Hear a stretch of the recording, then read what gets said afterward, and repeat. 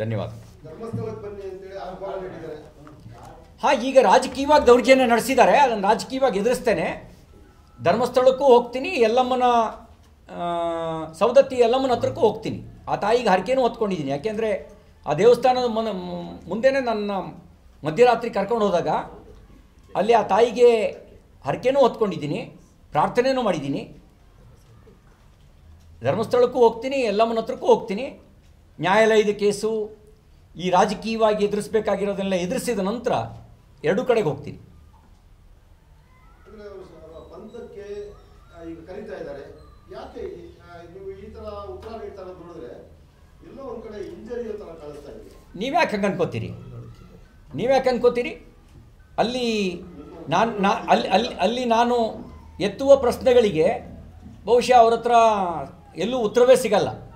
ಅಲ್ಲಿ ಎತ್ತುವ ಪ್ರಶ್ನೆಗಳಿಗೆ ಕೆಲವು ಸಂಗತಿಗಳನ್ನು ಎನ್ಕ್ವೈರಿ ಹಂತದಲ್ಲಿ ಮಾತಾಡಬಾರ್ದು ಅಂತ ಕೆಲವನ್ನ ನಿಯಂತ್ರಣದಲ್ಲಿ ಇಟ್ಕೊಂಡಿದ್ದೀನಿ, ತನಿಖೆ ಹಂತದಲ್ಲಿ ಮಾತಾಡಬಾರ್ದು ಅಂತ. ಧನ್ಯವಾದ. ಧರ್ಮಸ್ಥಳಕ್ಕೆ ಬನ್ನಿ ಅಂತೇಳಿ ಆಹ್ವಾನ ನೀಡಿದ್ದಾರೆ. ಹಾಂ, ಈಗ ರಾಜಕೀಯವಾಗಿ ದೌರ್ಜನ್ಯ ನಡೆಸಿದ್ದಾರೆ, ಅದನ್ನು ರಾಜಕೀಯವಾಗಿ ಎದುರಿಸ್ತೇನೆ. ಧರ್ಮಸ್ಥಳಕ್ಕೂ ಹೋಗ್ತೀನಿ, ಯಲ್ಲಮ್ಮನ ಸವದತ್ತಿ ಯಲ್ಲಮ್ಮನ ಹತ್ರಕ್ಕೂ ಹೋಗ್ತೀನಿ. ಆ ತಾಯಿಗೆ ಹರಕೆನೂ ಹೊತ್ಕೊಂಡಿದ್ದೀನಿ. ಯಾಕೆಂದರೆ ಆ ದೇವಸ್ಥಾನದ ಮುಂದೆನೇ ನನ್ನ ಮಧ್ಯರಾತ್ರಿ ಕರ್ಕೊಂಡು ಹೋದಾಗ ಅಲ್ಲಿ ಆ ತಾಯಿಗೆ ಹರಕೆನೂ ಹೊತ್ಕೊಂಡಿದ್ದೀನಿ, ಪ್ರಾರ್ಥನೆಯೂ ಮಾಡಿದ್ದೀನಿ. ಧರ್ಮಸ್ಥಳಕ್ಕೂ ಹೋಗ್ತೀನಿ, ಯಲ್ಲಮ್ಮನ ಹತ್ರಕ್ಕೂ ಹೋಗ್ತೀನಿ. ನ್ಯಾಯಾಲಯದ ಕೇಸು, ಈ ರಾಜಕೀಯವಾಗಿ ಎದುರಿಸಬೇಕಾಗಿರೋದನ್ನೆಲ್ಲ ಎದುರಿಸಿದ ನಂತರ ಎರಡೂ ಕಡೆಗೆ ಹೋಗ್ತೀನಿ.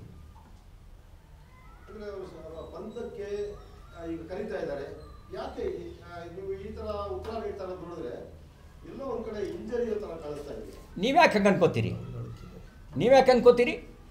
ಅಲ್ಲಿ ನಾನು ಎತ್ತುವ ಪ್ರಶ್ನೆಗಳಿಗೆ ಬಹುಶಃ ಅವ್ರ ಹತ್ರ ಎಲ್ಲೂ ಉತ್ತರವೇ ಸಿಗಲ್ಲ.